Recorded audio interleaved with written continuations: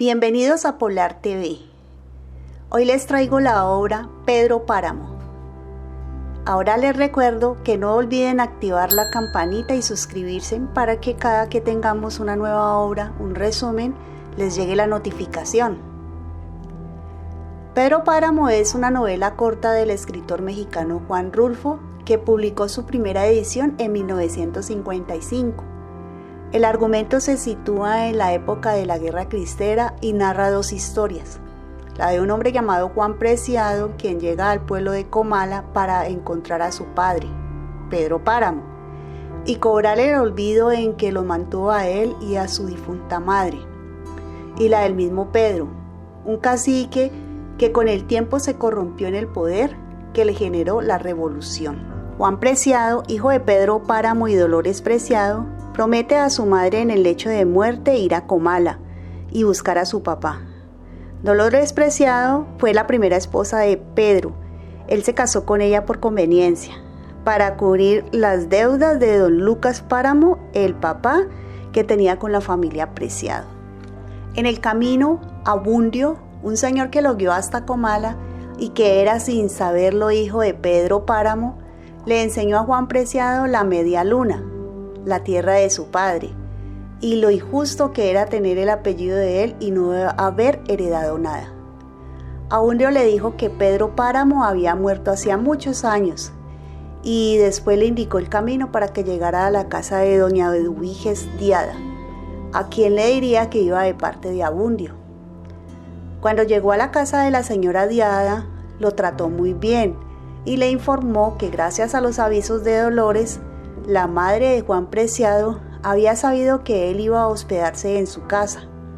Lo extraño era que su madre ya estaba muerta, como Pedro Páramo, y que era imposible que le hubiese dicho tal cosa a doña Eduviges. Doña Eduviges le dijo a Juan Preciado que lo tuteaba porque lo sentía como su hijo. «No es que casi eres mi hijo».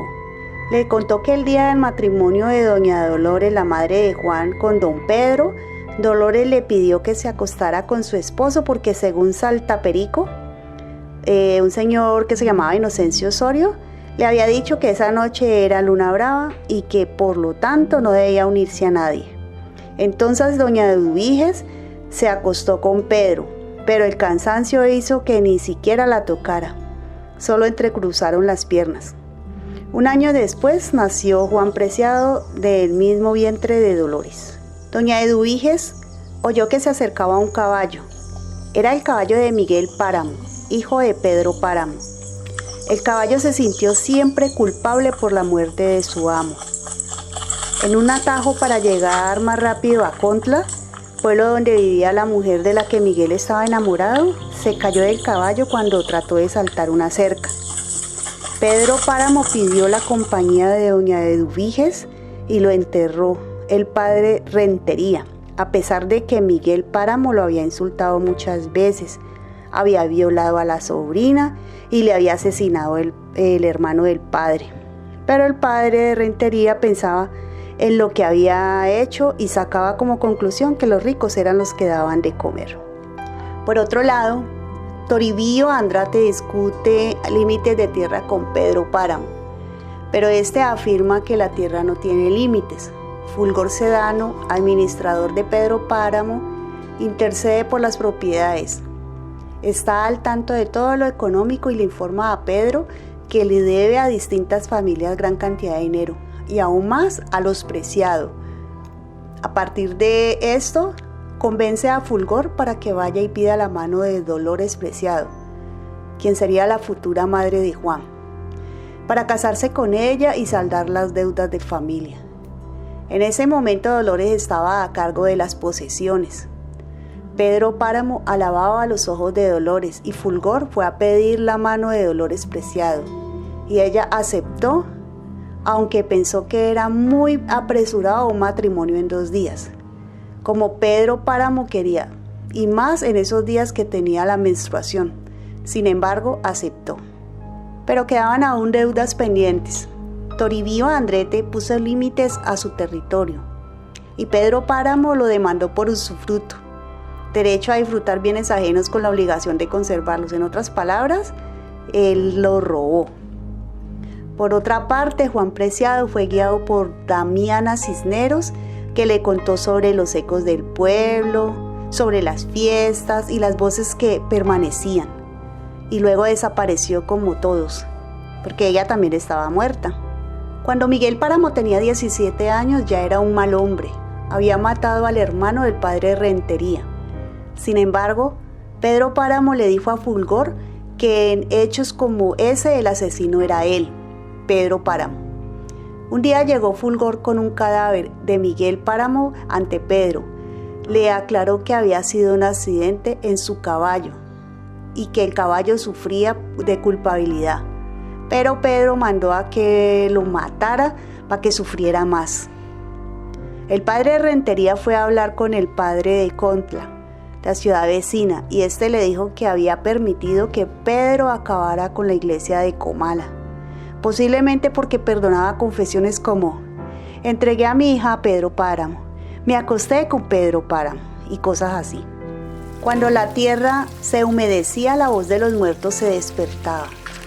Habló Susana sobre su madre, que murió de tisis y nadie fue al velorio por el miedo a contagiarse. Habló también uno de los muertos por Pedro Páramo, de los que mató por el asesinato de su padre. En una boda en la que Lucas Páramo era el padrino, dispararon contra el novio y una de las balas mató a Lucas Páramo. Como no se supo quién disparó y quién mató a su padre, entonces Pedro buscó a todos los que estuvieron en esa fiesta y les pagó con la misma moneda. Cuando a Susana se la llevaron al cementerio, Pedro Páramo sufrió mucho. Él la amaba más que a nadie. Desalojó las tierras y quemó todos los enseres. Toda la gente empezó a irse de Comala. La gente que se quedó lo hizo bajo la promesa de que heredaría algo de la fortuna. Todos esperaban la muerte de Pedro. Luego vino la guerra de los cristeros y arrasaron con todo. Por los tiempos que se avecinaban, algunos años antes de lo anterior, Bartolomé San Juan fue a vivir con su hija a Comala. A Pedro le gustó tanto Susana que mató a don Bartolomé para quedarse con la hija.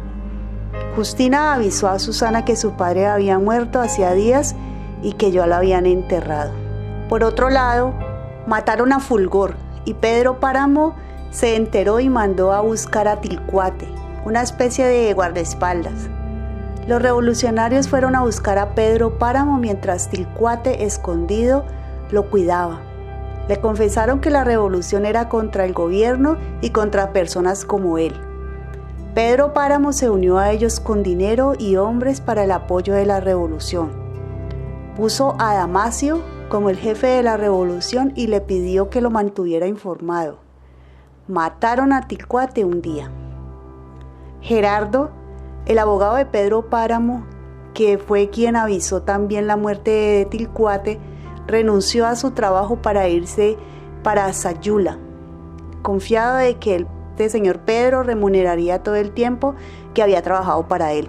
Por otro lado, el padre de Rentería se unió a la revolución también. Cisneros vio entrar a Pedro Páramo a escondidas donde Margarita. Recordó la noche que entró a su propio cuarto. Mientras estaba con Margarita, imaginó a Susana. Los villistas, por otro lado, habían arrastrado con mucho y Damasio se unió a ellos. Y aunque pidió más apoyo económico de Pedro, este ya no les brindó más apoyo. Susana era considerada loca. Le temía a la oscuridad. Alucinaba con Florencio, su único amor. Susana alcanzó a comulgar antes de morir. La luz de la ventana de la pieza donde dormía se apagó, lo que llevó a la conversación de doña Fausta y doña Ángeles. Era 7 u 8 de diciembre cuando Susana murió. Las campanas sonaban en todos los recintos, tanto que vinieron de Contla y de muchos otros lugares, artistas, cirqueros, músicos, y Comala se convirtió en toda una fiesta. En lugar de haber luto entre tanta gente, y por esto Pedro se enojó y juró vengarse y dijo: me cruzaré de brazos y Comala morirá de hambre. Juan Preciado, junto a Dorotea, hablaba de lo que Susana susurraba. Ella susurraba un monólogo erótico frente al mar recordando a Florencio. Abundio fue en busca de un trago a la casa de los Villalpando, pues quería calmar la pena de la muerte de Refugio, su mujer.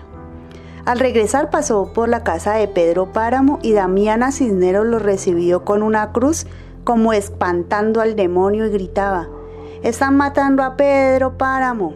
La gente acudió, pero fue tarde. Ya había herido de alguna forma a Damiana, pero Pedro Páramo aún estaba bien. Abundio, aún siendo sordo, no soportó los gritos de Damiana.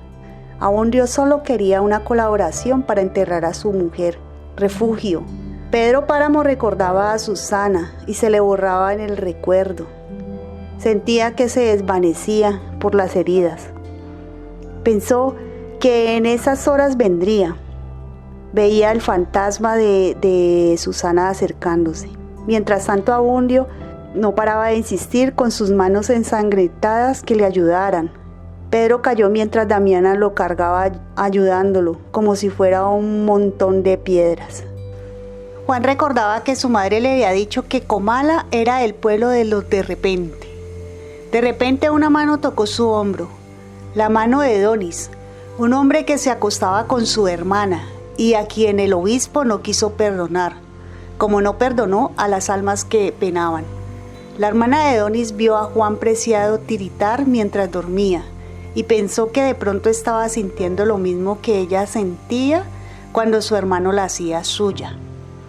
Donis le prometió a Juan Preciado que el día siguiente lo guiaría para que volviera al lugar donde había venido, pues aparte de quedarse dormido con la pareja de hermanos que siempre andaban desnudos, les hizo preguntas de cómo salir de Comala. En realidad, Juan Preciado temblaba de miedo y no de enfermo. En un momento en que los hermanos desnudos salieron un poco, entró una señora a llevarse unas mantas. Juan Preciado seguía con miedo, temblaba. Luego Donis se fue en busca de un becerro y su hermana aseguró que no regresaría. Le dio de comer a Juan Preciado gracias a que intercambió unas sábanas por comida con su hermana. Y después de ir a dormir con la hermana de Donis, sintió tanto calor que incluso el aire se esfumó. Salió de la casa hacia la plaza y murió ahogado, muerto de miedo. Él le dijo a Dorotea, su compañera de tumba, que lo habían matado los murmullos.